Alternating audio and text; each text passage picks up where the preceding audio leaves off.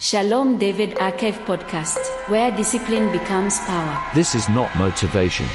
This is transformation. You know, usually when we talk about being exhausted, there's this expectation of a very simple, almost mathematical equation. Right, like a direct cause and effect. Exactly. We think about physical labor, like you pick up heavy boxes all day, your muscles run out of glycogen, you get those micro tears in the tissue, and your body just sends this very clear biological signal to your brain that says, we're done. Yeah, the mechanism is entirely straightforward. I mean, it evolved over millions of years to keep us from literally working ourselves to death.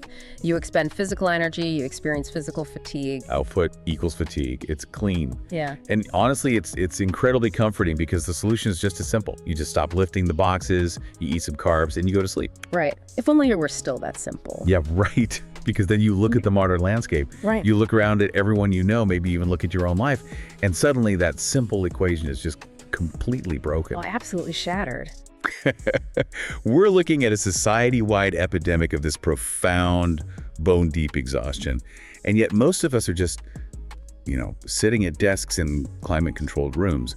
The physical output is practically zero, but the fatigue is absolute. It's total. It's a complete system drain. So, to understand why our internal battery is draining while we ostensibly just sit there, we're doing a deep dive today. We're going to tear apart a concept from a really brief, intense, and highly philosophical text called The Architect of Silent Victory. And it is a fascinating piece of writing. It fundamentally re-diagnoses the human condition when it comes to effort, to friction, and basically why we actually run out of gas.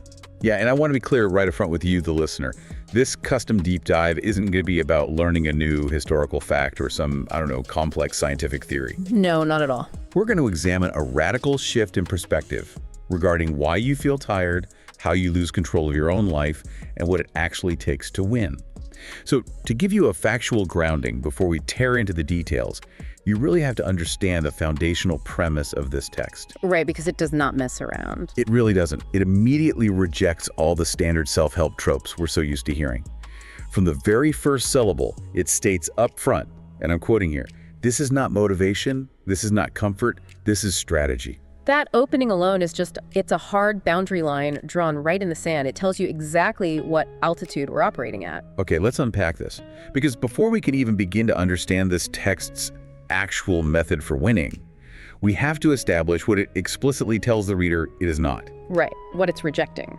Exactly. It denies motivation, it denies comfort, it claims to be purely strategy, and it actually welcomes the reader with this phrase, "Welcome to the archive." Yeah, the archive. It's such a specific word choice. It is.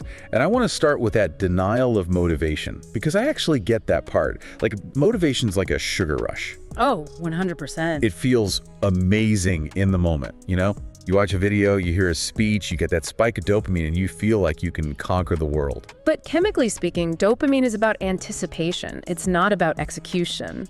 Exactly. By Tuesday afternoon, the sugar crash hits, the dopamine fades, and you're right back where you started. So this text is promising a map, not a sugar rush. But I will push back a little on the second denial. The rejection of comfort. Yeah.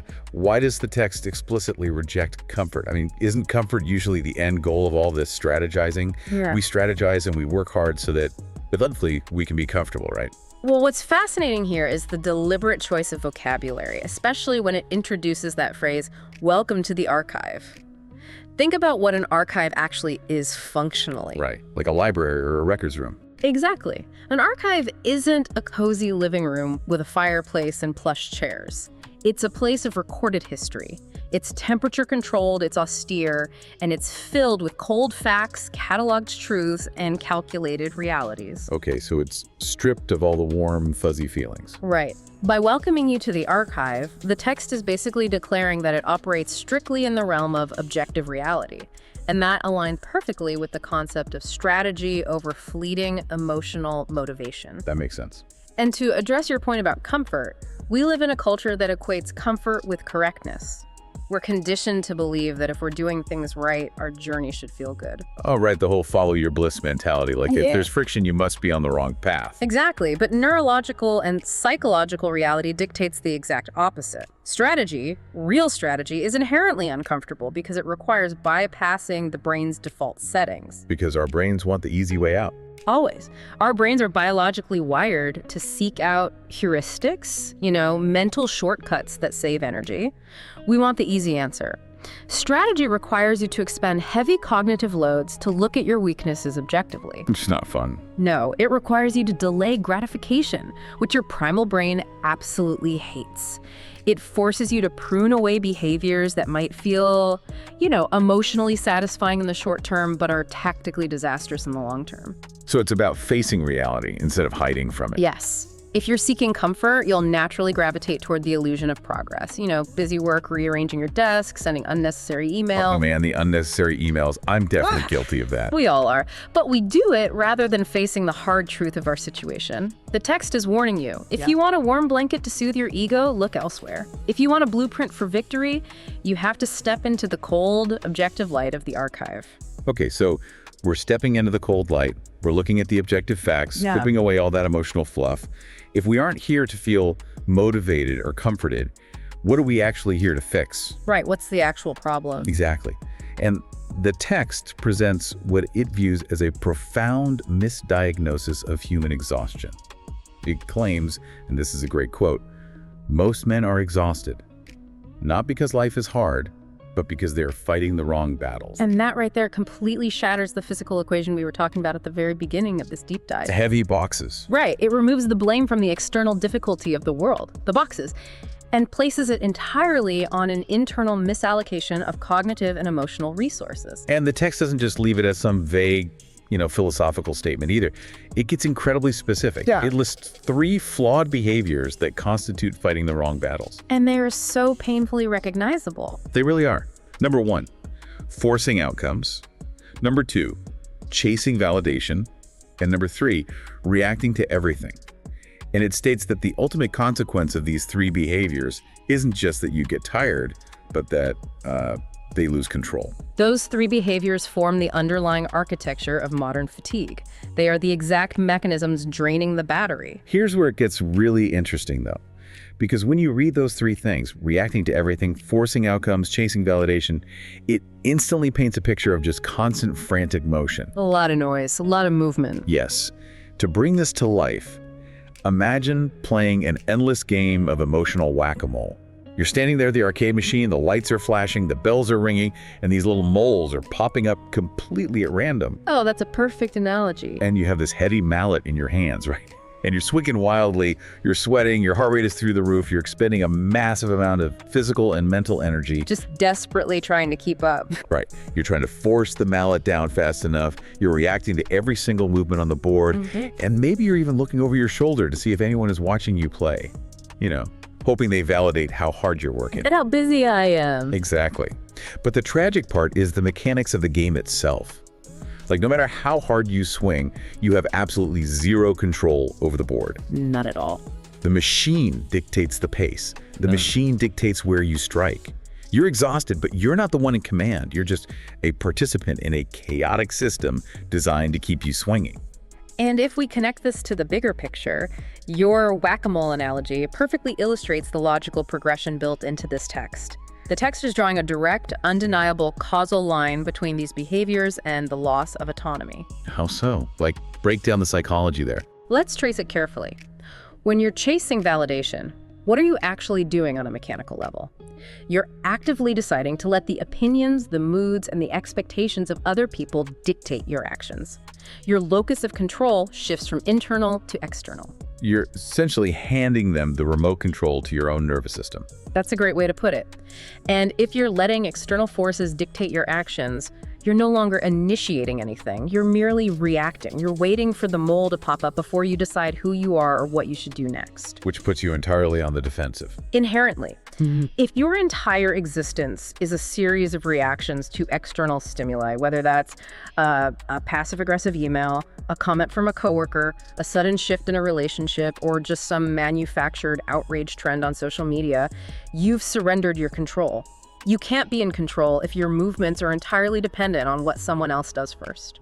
Man, that's heavy. Let's focus on that first behavior for a second, though. Forcing outcomes. Because I think that's the one people struggle with the most, particularly high achievers.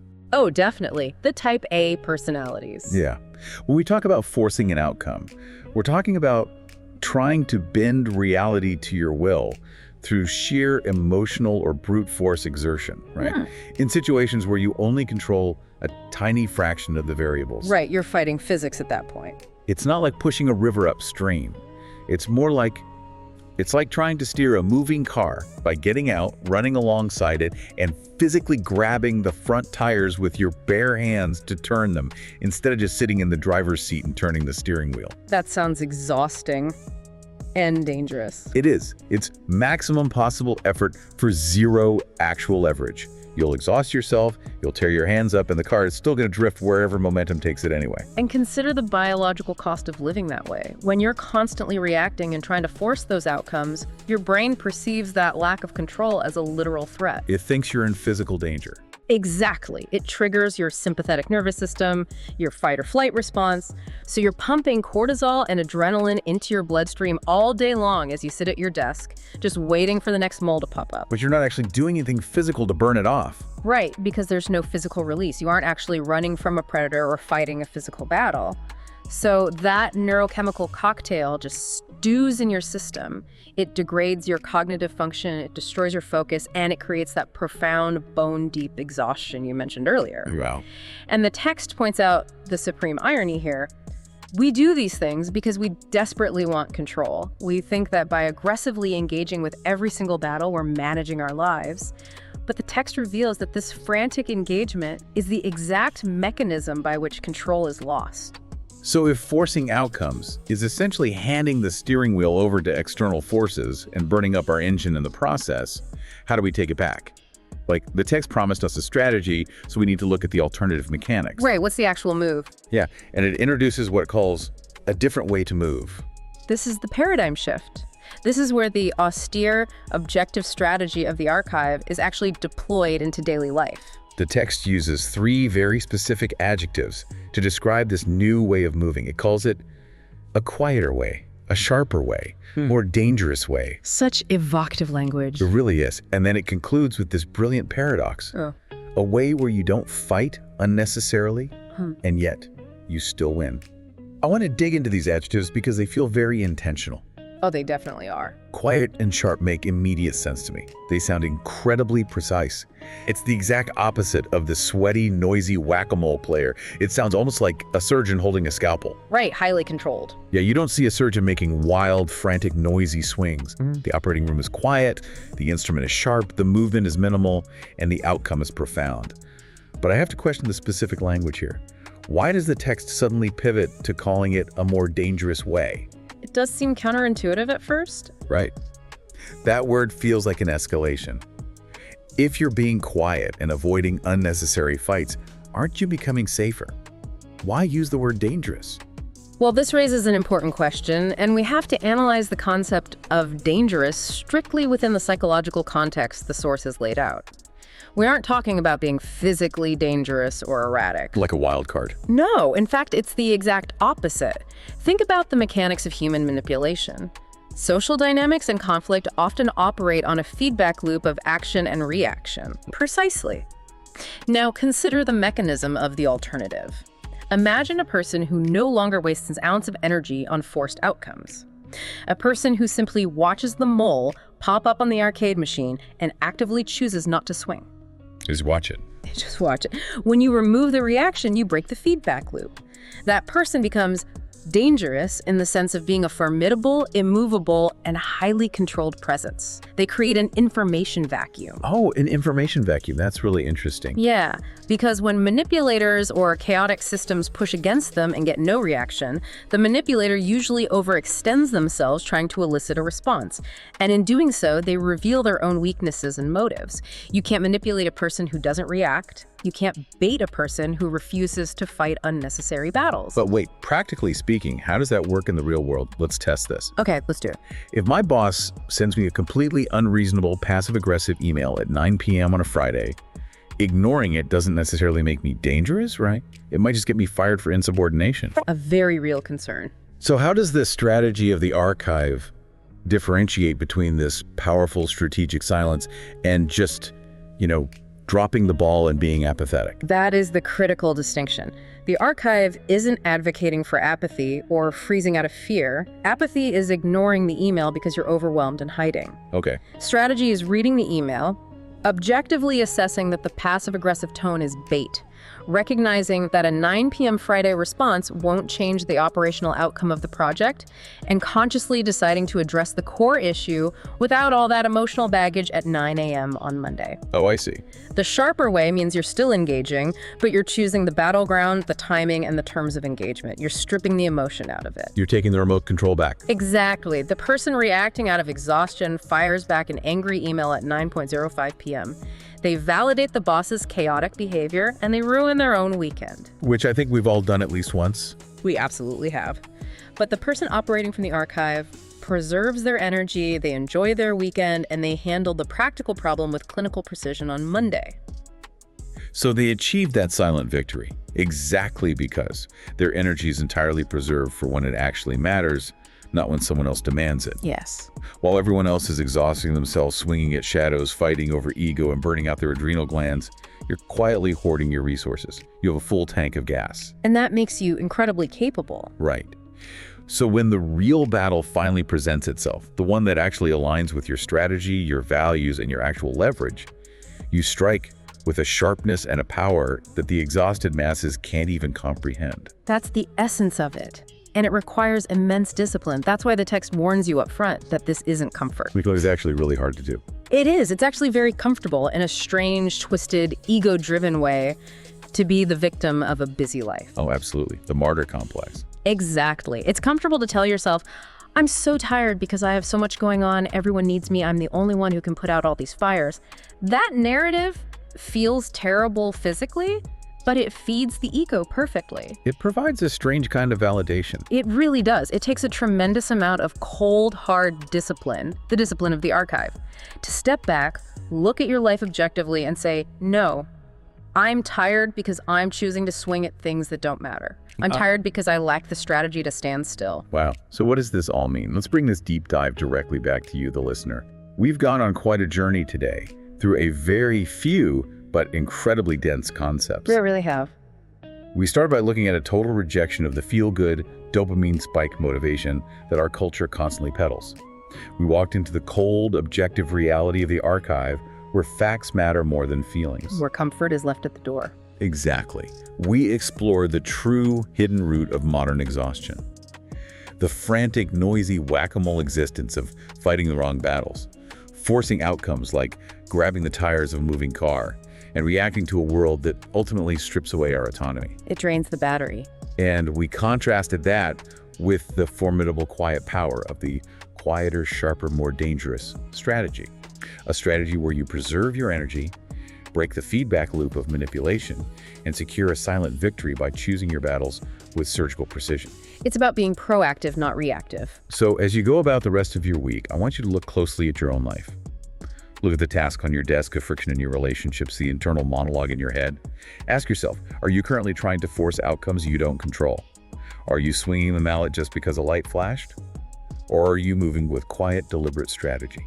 It's a profound filter to apply to your daily choices, asking yourself if you're reacting or initiating.